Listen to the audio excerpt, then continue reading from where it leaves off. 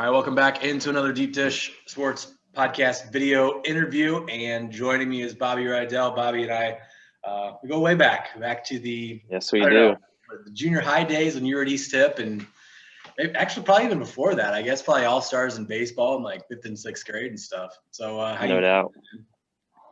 I'm doing great. It's college basketball season, which is my favorite time of the year, and happy to be involved now, with the Boilermaker Radio broadcast, and it's fun getting to catch up with you. We were just talking off air, before we started about how long it's been since we've had a real conversation. It's been a lot of social media back and forth and things of that nature, but fun getting to chat with you. Yeah, it's been at least. I mean, we were trying to figure out how long it's been, and I was asking if you still lived in Indy. I mean, you said that was 4 or 5 years out of college, and we are in almost our mid-30s now. So it's I know. It's been at least 10 years since we probably chatted. So, Bobby's dad was my grandparents' doctor. So, I mean, it goes way back. It goes way back. But let's get to some basketball. Last night, Purdue lost another close one on the road in Minnesota. Tough place to play, obviously, even without fans. I mean, you go anywhere. I mean, you know this. You go anywhere in the Big Ten. Whether you're going to Penn State or Nebraska or Rutgers, especially nowadays. Rutgers, yeah, sure. I mean, like any of these teams that aren't traditional powers, it's still a challenge to go play on the road. It really is. I mean, all these teams are just more comfortable playing at home, and they're more familiar with the shooting backgrounds. And you saw a Purdue team last night, and they've been a very Jekyll and Hyde shooting team from the perimeter of the season. But once again, last night was a situation where you're playing on the road, and maybe, unfamiliar shooting backgrounds and things of that nature can be the difference for, ball going in or not, and they shoot 2 for 17 from 3, and that ends up being a huge part of Purdue not being able to pull out the win. And whereas Minnesota shoots a little bit better from 3, and that's the difference. And those home court advantages are huge as far as just familiarity and comfortableness, and a lot of that ends up being the role players too. The role players always seem to perform better at home, and those little breaks, like you said, in the Big Ten, you're gonna have a lot of close games, and every possession matters. And I think a lot of times fans only look at the last couple of possessions of a game, but the possessions in the first half are just as important. And Purdue just didn't quite make enough plays last night to get the win. Going back to that first half, it seemed like it was Travion versus Liam. I mean, it seemed like every time down the court, those two guys are just banging down there. And, I had seen, so I've been out in California for the last couple of weeks, and I didn't get to watch the games as closely as I wanted to. I kind of went back and looked at some of the numbers, and then yesterday on the media with Coach Painter and the other writers and stuff, I was talking about Liam Robbins, and it's pretty impressive watching him play last night. I mean, Travion is, one of the best big men in the country, put up 24 and 10, but it seemed like Robbins was right there with him too. I mean, leads the league in blocks. I mean, you can see why too.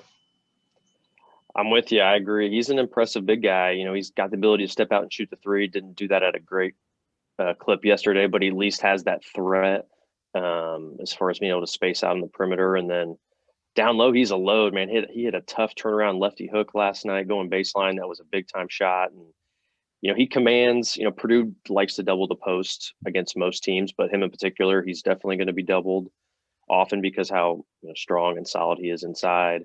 And you're trying to keep a guy like Travion out of foul trouble. And so that was one area I was a little bit disappointed in Purdue last night. They're a team that doubles the post a lot, so they get a lot of practice and repetitions at doubling the post. And the 3 guys that were out of the double team for Purdue defensively, I thought at times did a poor job in their rotations, as there was a number of, I think at least 3 times, Liam Robbins got doubled and was able to find Brandon Johnson underneath for Minnesota for just easy layups out of those double teams, where those rotations on the backside for Purdue, were a little slow. And when you're a little slow in the double team, that's all it takes for a layup to happen. But Robbins was great as far as passing and scoring down low last night. And then, like you said, the shot blocking is Jaden Ivey only gets 4 points last night. And a lot of that is, when he gets in the lane, Liam Robbins is there to either disrupt or deny at the rim. And even down low with Travion. I mean, it forced Travion a couple of times. I mean, there's one shot where Travion shot out the bottom of the backboard. I mean, things that we don't see Travion Williams do, even against other big men, we saw last night. And I mean, he still put up 24 and 10. It just tells you how good Travion is. But you saw, Travion could have easily had 30 points last night against, anybody else. But I wanted to go back to something else you said. You mentioned that Purdue does a lot of double teaming themselves. So, sometimes teams, I mean, as you know, in whatever sport it is, sometimes when you as a team do things, it's easier to, when you're practicing against it every day, it's easier to implement that into the game plan against this team, as opposed to, let's say this team runs I don't know, whatever it is, but you're not used to it. It's a little bit more difficult. So it is interesting you brought that up, that Purdue still had it was still kind of, I mean, we can say they had trouble with it because they lost, but Right. still they gave them a little bit of fit, I guess, trying to work around that. Yeah, it's just, it just happens though. It's sports. The post trap, it can happen, and it's the timing of the post trap is always so critical, because if the guy who's coming to post trap, if he's not on time, or if he comes a little too early or too late, then those other three defenders who have to be obviously in rotations, and the one guy, the bottom guy in particular, is the one who is most important because he has to drop down and take away any layups. If the timing's just off a little bit, then it can throw those other three guys off in rotations. And that it seemed like what happened a couple times, where Robbins was able to see the double team coming and was able to make the right play out of it before Purdue could rotate. And that's just something, like the speed of the game sometimes. Young team. Those are just young team. Those just mistakes can happen. But, when you end up losing a possession game, all those little tiny possessions where you give a team an easy bucket can come back to haunt you. And that's where the advantage of Minnesota has with a guy like Liam Robbins. And Purdue had that for a number of years with a guy like Isaac Haas. When you have a super stout post defender and you don't have to double team because they're a quality post defender, that can really help you out as far as your defense goes, because you don't have to get put in rotations at times. And that's for something where Purdue, doesn't have the luxury of having a big time post defender. Travion's okay at it, but he's not Liam Robbins. And so Purdue makes the decision to double team, and sometimes that helps them force turnovers and can be effective, but other times it can lead to easy opportunities for the opposition. Bobby, it's usually, so when I first started doing interviews and all this stuff, and I would always have notes and going years back and just reading off lists, and now it's just just talking sports. And I've realized that we could probably talk basketball for about 3 hours today, but I know that wouldn't be a problem. Yeah, I know I gotta do some taxes, unfortunately, but yeah. So we'll keep it short. Let's I wanted a non-basketball thing I wanted to get to, and then we'll get to Michigan State and maybe talk about the Big Ten as a whole, and then we'll let you run. But working with Rob Blackman, Rob has always been a great guy to me. He's always, wherever Purdue games, say, Clint, how you doing? Always takes time to say hi, and it's just awesome that he was able to take over for Cliz, who, I mean, when you think about, you grew up in West Lafayette, you think of Joe McConnell, you think of Larry Clisby as exactly, yes. Guys, right? And Rob being able to step in for him and do what he's done, and then you being able to work with Rob. I mean, Rob's an awesome guy. Rob's a terrific guy, and just a total pros pro, and someone who I've just had a lot of fun working with so far. He's made it really easy on me. He's just great at his job, and Clisby obviously was amazing at his job as well. And this was tough shoes to fill for Rob, certainly being a legend that Cliz was, but I feel like Rob's done a terrific job so far this season in filling that role. And, I've just had a lot of fun riding his coattails for this season. And like you said, Clisby and Joe McConnell, those were two guys that I grew up listening to and really admired. And now Rob has been really the perfect guy for me to slide in with, because he was in the role I was in alongside Larry all those years. So he knows exactly the frame of mind that I'm coming from my position, and he's able to set me up and make my job easy. So definitely a true pros pro, and a guy that, we joke around off the air, and we have a good relationship. And so it's been fun. I kind of think about other broadcasters stepping in, recently Jason Benetti for Hawk with the White Sox, and then sure, taking over for Neil Funk with the Bulls. I mean, I don't know what kind of your pro sports allegiance is. I'm pretty sure you're not a Bears fan, but Neil Funk and Hawk, I mean, two legends in their own right. But Jason Benetti and Adam Amin are pretty damn good. I mean, those two guys really are the good, best in the country, and so it's it's always interesting to see how people take over for guys that have been there for so long in a fan base that is so used to a certain way, and then not skip a beat, and in other ways are even better at some things than maybe they weren't better at. I mean, just sure, it's a new era, I guess, and they kind of bring that too. Yeah, I mean, it's a testament to how talented those guys are that you mentioned, and Rob Blackman. It's just a testament to how talented those guys are that they can replace a legend and you don't see a huge drop off. And like you said, some things are even, they bring their own taste to and their own appeal to. So it's fun. I think it's fun seeing the new blood, and those guys are all doing a good job. And I met Jason Benetti in particular. I was at Robbie Hummel's Hall of Fame introduction for Purdue Hall of Fame a couple of years ago, and Jason was there, and he was really friendly, super good guy to talk to. Jason, we had a nice conversation, so it was fun. Jason and I have I first met Jason when I was in North Carolina. He was out in Winston-Salem doing some stuff with the White Sox, and I've met him, interviewed him several times. And when he's at Purdue games, hey, same thing. just another amazing guy. Two more things, real quick. I know this is your first season doing this with Purdue, so it's not like I can say, what are the challenges sitting in front of the screen as opposed to, but right. It's not, Purdue's, social media team and Chris Foreman, and they've put out, kind of a sneak peek at kind of what you guys do, kind of what it looks like for you. It's not that much different from sitting in your living room and watching on a screen. I mean, obviously you got your controls and stuff, but you guys, that's exactly what you're doing. You're calling games off of television. So, I mean, you've been to games even at Mackey where you're not on the court, you're up. You're up a little right bit. Up in the concourse level. Yeah. So, I've done called games and all that other stuff and stuff like that. But like, what is the biggest challenge of not being there on these road games? I mean, whether it's a really simple answer, if it's complex. Yeah, that's interesting you bring that up, because with it being my first year, as you mentioned, you don't know what the previous circumstances were like as far as calling a game. And as you said, as far as it certainly is difficult at times calling off the monitor, and because when you're in the arena, you get just a better vibe, and you get able to see some things and feel some things that you can't when you're watching on a monitor. But that being said, because it does feel like you're watching the game in your living room, I watched a lot of games in my living room for a number of years. So in a way, because there's no crowds and there's less distractions, it's, who knows, maybe in a way it's been easier for me this first year to be able to just, okay, I can focus on my job. I don't have all these other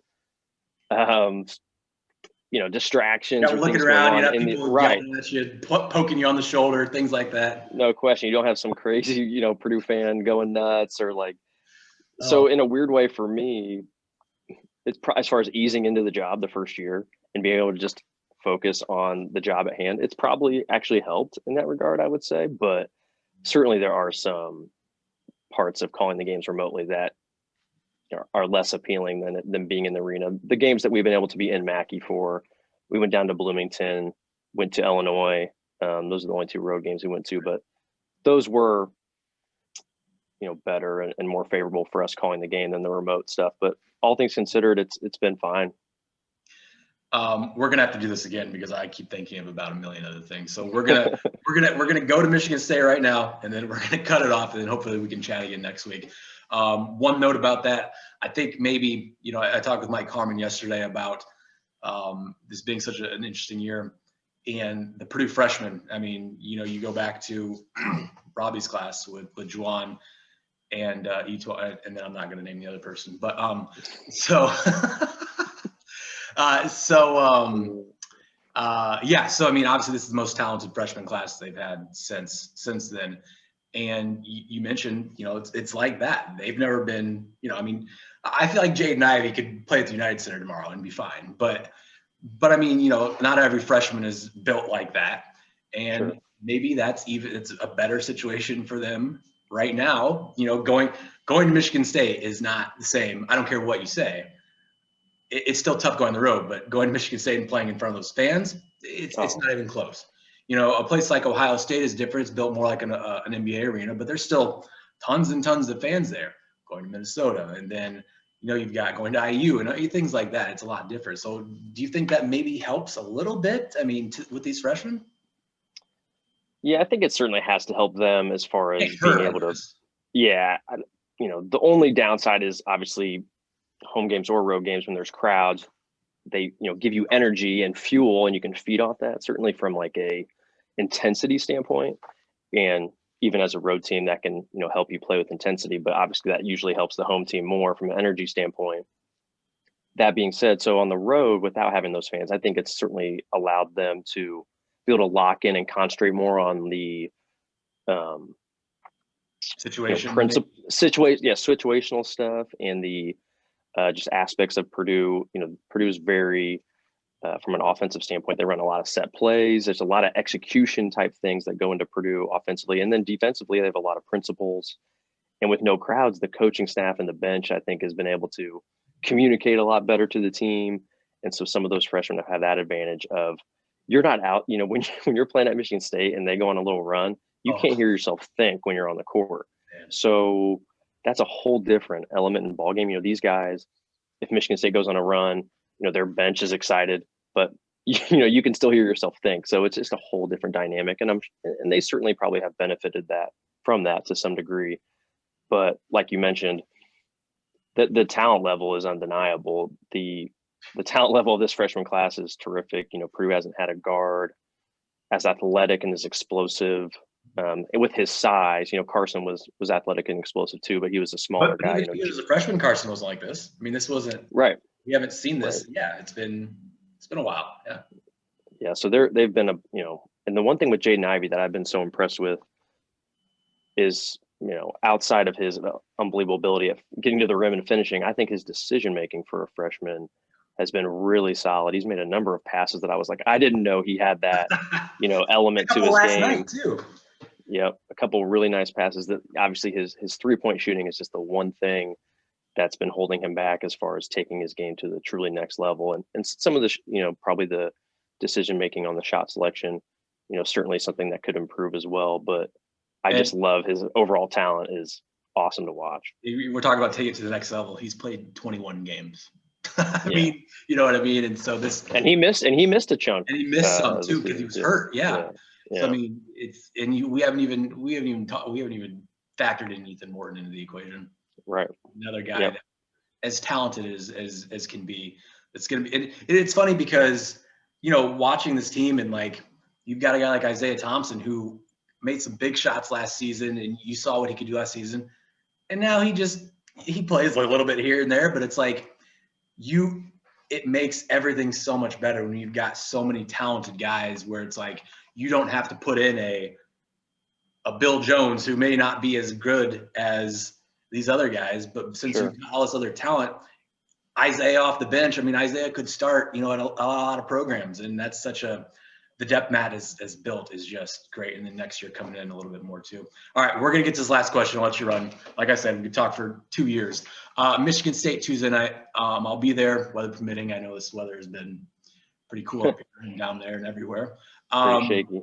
Yeah, but a close game, obviously in East Lansing last time. Travion with the bucket at the end. And a nice screen by Mason. Another guy we haven't even talked about. Just been love Mason and how hard he plays. Zach Edey last night. He came up big big time. Yeah, like I said, we could talk for days. Anyway, so give me something that Purdue needs to do to protect home court Tuesday and come out with a victory against the Spartans. Like you said, it was I don't know. Yeah, I mean, it's making some shots would help. Making some perimeter shots would go a long way. The first time they played Michigan State, Purdue shot the ball really poorly as well. It was like honestly a miracle they were able to come back from that big of a deficit on the road with as poorly as they played in that first half, and then just really not shooting the ball well from the perimeter at all throughout the whole game. Travion really got going in the second half, and their defense actually kind of won them that game, and they started forcing Michigan State to turn the ball over quite a bit in that second half, and their offensive execution in the half court going through Travion worked really well, and then obviously Travion hit that big time shot. So when it comes to the game here at Purdue's been shooting the ball a bit better at home recently. I certainly think making some shots, like I said, will help. But Michigan State, they're coming off, a part of their season where they're starting to play a little bit better.